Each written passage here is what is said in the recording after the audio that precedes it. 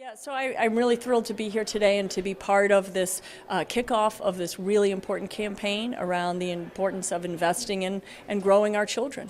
Nothing could be more important to Vermont. I loved what I heard today. It was fascinating to hear all of the different perspectives making a very, very compelling case for focusing on how we can grow our children and have the best socioeconomic impacts in the future. So just a pleasure to be here. Thank you. So I'm Tim Volk, and I'm the co-chair of the Building Bright Futures State Advisory Council, and I'm delighted to be here today because this is really important work. The brain science research has been around for a long time, but the reality is that Vermonters don't know about it. People working within the field of early care and education are educated about it, but average moms and dads and even employers don't really know how important these early years are. In Vermont, we're doing a remarkable job on a number of fronts with our very young children, but there is much, much more work to be done. In particular, 40 to 50% of the young children who come to the schoolhouse door aren't really ready to be there, and so we need to fix that. We need to provide earlier interventions. About a third of third graders are reading below grade level. And when you look at low income or children living in poverty in the third grade, it's almost half of those children are reading below grade level. We as a state can do a lot better than that, and we will. This campaign is such a critical element to raise the awareness about the importance of those early years and about the importance of engaging young children in a myriad of ways to help that brain development go in the right direction. Okay. So over the years, we've seen a real increase in students who are having a hard time with social emotional skills. So I was really happy to hear about the Let's Grow Kids campaign, because now we can really raise awareness in the communities that children need more support at home and in daycares to really support children before they reach kindergarten. As you can see, over the years, we've needed to teach a lot more than just academics. We need to teach students a lot of social emotional skills to give them the tools they'll need to succeed. So you can see why I was so excited to learn about the Let's Grow Kids campaign. Now it will really help to raise awareness for families around the community that children really need the support at home and in daycares before they reach kindergarten. So this is about how brains grow. You know, we know that neurons are the basic brain cell, and we know that you grow neurons from fetal life through the first 5 years of life. But 80% of your neurons, your brain cells, are grown, and they're there by age 3. How cool is that? 80%. Now, that's called neurogenesis. That's the growing of neurons. The other part of brain growth is called synaptogenesis. A synapse is how two neurons, two brain cells, connect to one another and transfer that important information between the millions and millions of neurons that we have. Each neuron talks to probably 15,000 other neurons. It's an incredible, incredible event. And you can actually map over time, this has been done, how the brain grows.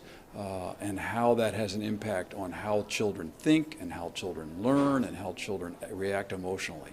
We know this now. This is science.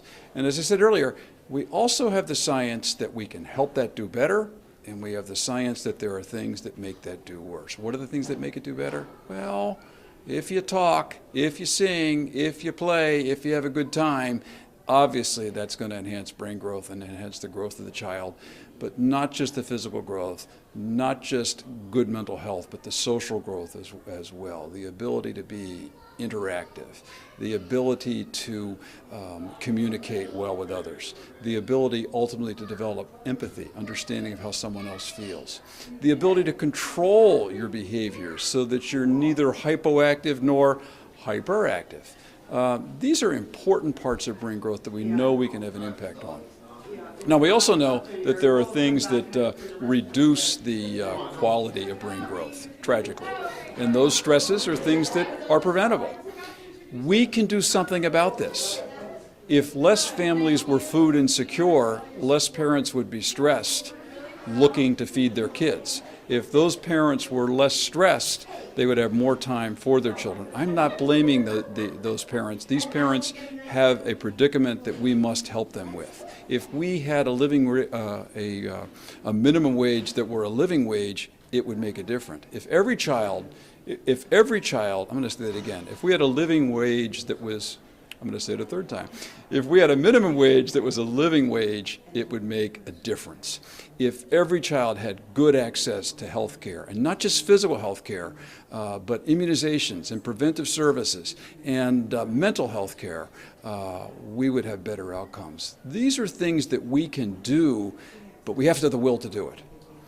We heard Mary Powell earlier make the business case for this, and it's a strong business case. If we help brains grow, these children do better in school. If they do better in grade school, they do better in high school. If they do better in high school, they may go to post-high school training in college or trade training. These children become our workers. We're counting on them to become our taxpayers. This has a long-term payoff in the investment we make today, and that's known as well. Researchers will tell you that the effect on child development, on whether formal early childhood education experiences are worth the cost, lie in the quality. 80% of brain development happens by age 3. Good quality early experiences support healthy development. What should we look for in a program? Think about it. Who children spend their time with and where is extremely important. Health and safety, of course. We want children where they're safe and clear of hazards. And in addition to visiting the program, we have state regulations and Vermont's quality recognition system, STARS, which can help a parent determine the program's record on health and safety. Personal heart check.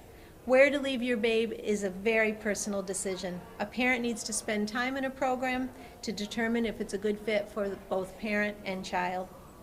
The people who staff the program. It's all in the person and not in the shiny new toys. Whether home or center, school or informal, is the adult a well-trained teacher or provider? Is she nurturing? Is she focused on the children's needs and connected to the community of early care and education in her area? Does she understand that you are an important partner in the child's child care experience? A child needs stable relationships and positive interactions with a trusted adult. This is the most important. The environment. Is there a mix of quiet and active play space? Are there books? Is there space for creative and imaginative play? Is there outdoor space and actually time to use it? If space is limited, is the adult creative in using what she has to the benefit of the children? The plan of the day. Is it flexible? Is there an opportunity to gain independence, express ideas, and discover new interests? In Vermont, we have many wonderful early care and education opportunities available for our children. The problem is there are not enough, and many families with young children struggle to find what they need. The author, Ellen Goodman, who used to write for the Boston Globe, wrote an article in the 1980s that compared the issue of childcare to childbirth. It's a struggle, it's painful. When you get what you need, it's a joy, and you immediately forget the pain. Unfortunately, this statement remains true. We all need to remember that the pain continues if we don't have quality experiences for all of our children. We as Vermonters need to work to make sure that all families with young children have access to quality care during this most important time of life.